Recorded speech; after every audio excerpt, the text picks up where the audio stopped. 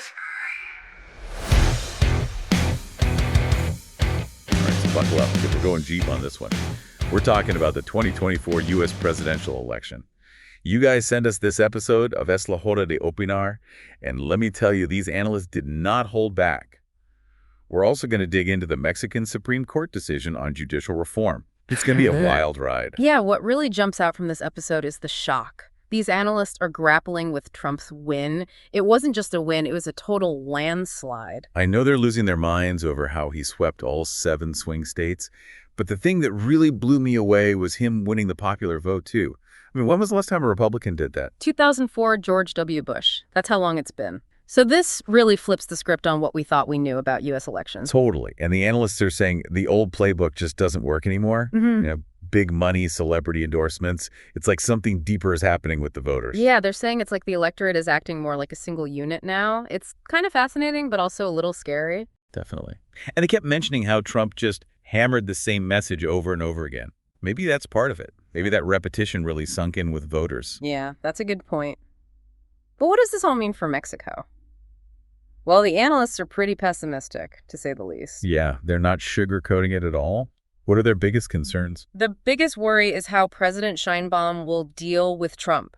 Trump's anti-Mexico rhetoric and his protectionist policies could be a recipe for disaster for the Mexican economy. Yeah, they were throwing around words like turmoil and meltdown. Yeah. It sounds pretty dire. And then there's the whole immigration issue. Right. They're worried about a surge in anti-immigrant sentiment and the potential for U.S. intervention in Mexican security matters. They even brought up the possibility of drone strikes. Drone strikes. Seriously. That's terrifying. Yeah. So it's all doom and gloom then. No silver lining.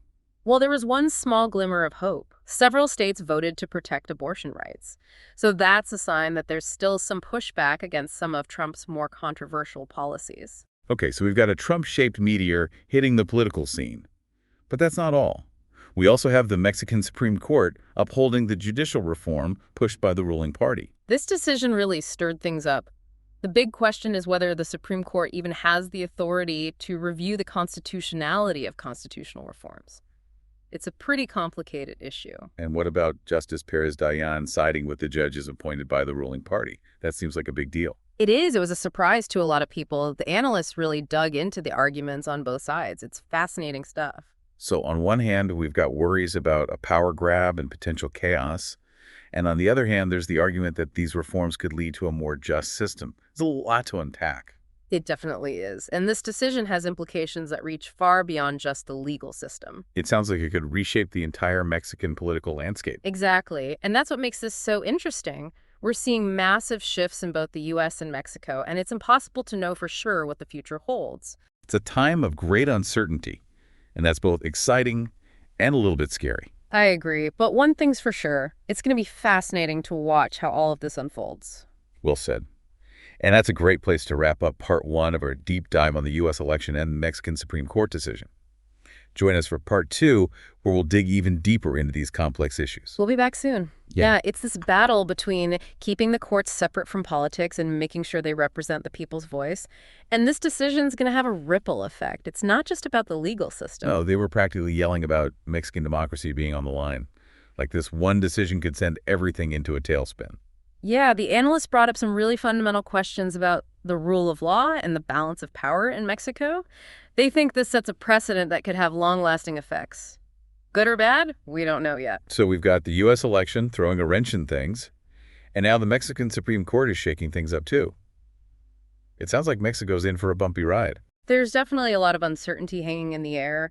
The analysts all agreed that Mexico is entering a period of potential upheaval. They're going to have to adapt quickly to this changing political landscape. Okay, let's break down some of the specifics that really stood out to me. I was really struck by how the analysts talked about the U.S. election results. They kept using the phrase paradigm shift, like the old rules just don't apply anymore. Exactly. They were saying we can't just look at U.S. elections the same way we used to. The voters are behaving differently, and that has huge implications for everyone, not just the U.S. And they were really worried about what a Trump win means for Mexico. They didn't hold back on the potential negative consequences. Yeah, they highlighted a bunch of potential issues like trade, immigration, security. On trade, they think we're going to see a lot more protectionist policies. That could be a huge hit to the Mexican economy. Didn't Trump love tariffs? Oh, yeah. He was a big fan. The analysts are worried he'll slap tariffs on Mexican goods, make them more expensive in the U.S., hurt Mexican businesses. And don't forget about trade agreements. Remember when he pulled the U.S. out of the Trans-Pacific Partnership on his first day? Yeah, that was a shocker. So they're worried he could do something similar with NAFTA or whatever it's called now. The USMCA, right? That would be a major blow to the Mexican economy. And then there's immigration. Yeah. They're expecting a crackdown on undocumented immigrants and more pressure on Mexico to stop migration from Central America. Basically, they think Trump will try to make Mexico build the wall themselves. I can see that happening. But what about security? What were they saying about that? They're concerned about Trump's willingness to use military force in Mexico. They even mentioned the possibility of U.S. drone strikes on Mexican soil. Wow, drone strikes. That's scary. So it's all bad news then. Well, these are just predictions. We don't know for sure what will happen. But even if the worst-case scenarios don't come true, it's clear that the relationship between the U.S. and Mexico is going to be much more difficult under Trump. That's for sure. Did they talk about what Mexico should do? Yeah, they stressed the importance of Mexico being more assertive and strategic in its dealings with the U.S., strengthening diplomatic ties, building alliances with other countries, diversifying its economy. They basically said Mexico needs a backup plan, and maybe a backup plan for the backup plan. Makes sense. So it's not all doom and gloom.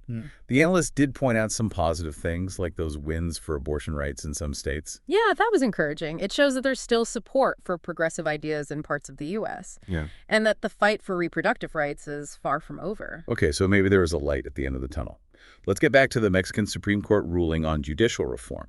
This one really got people fired up. Yeah, it goes right to the heart of the Mexican legal system. The analysts were really divided on whether the Supreme Court had the right to refuse to review the constitutionality of a constitutional reform. It's a complicated question. So they were arguing about whether the court was failing to uphold the rule of law or whether they were respecting the will of the people. Exactly. It's a tough one. And they talked a lot about what this decision could mean for the future. What were some of their concerns? They worried about the ruling party consolidating power and undermining the independence of the judiciary. They even compared it to authoritarian regimes in other countries. So they're saying this could be the beginning of the end for democracy in Mexico. They also worried about instability and conflict if the judiciary is seen as being too close to the government. They said a strong, independent judiciary is essential for maintaining public trust and making sure the legal system is fair. So this ruling could totally change the balance of power in Mexico. It's a lot to take in. I'm feeling a little overwhelmed by all this uncertainty. Yeah, it feels like we stepped into some bizarre alternate reality. Both the U.S. election and the Supreme Court decision have thrown everything we thought we knew out the window. We're in uncharted territory now. So where do we go from here? How do we make sense of all this? It's like trying to solve a puzzle with half the pieces missing. Well, the analysts had some advice. They said the most important thing is to stay informed. Think critically. Don't just accept everything you hear at face value. Question everything. Okay, that makes sense. But what about all the division and polarization?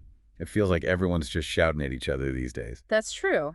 But the analysts also talked about the importance of finding common ground, having real conversations even when we disagree, building bridges instead of walls. So basically, we need to stay calm, stay engaged, and buckle up for a wild ride. Exactly. The future is uncertain, but we can face it with courage and intelligence, and by holding on to those democratic values that are so important. That's a great point.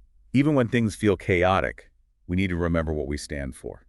Well, this has been an incredible deep dive. We've covered a lot of ground. The U.S. election, the Mexican Supreme Court decision. It's clear that both countries are at a crossroads. Definitely. And it's going to be fascinating to see what happens next. Absolutely. So what are your takeaways from all this? What are your predictions for the future? Let us know in the comments. And don't forget to like and follow for more deep dives into the issues that matter. We'll be back soon with more analysis and insights. Until then, stay informed and stay engaged.